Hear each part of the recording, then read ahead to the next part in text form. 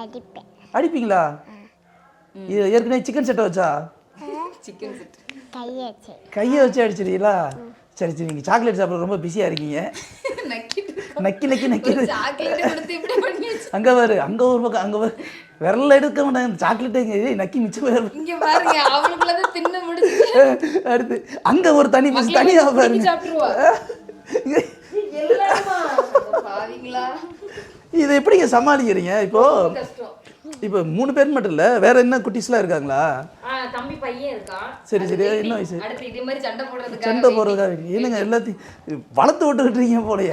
எங்களுக்கு என்ன செல்வம் இருக்கோ இல்லையோ குழந்தைகள் செல்வம் எங்க வீட்டுல அதிகம். அது பெரிய கொடை, பெரிய கொடுப்பன, பெரிய கொடை. இந்த உலகத்துல அதுதான் ஒரு பெரிய கிஃப்ட் கடவுள் கொடுத்தது. அது எங்களுக்கு அவர் ரொம்ப நல்லாவே கொடுத்துருக்காரு.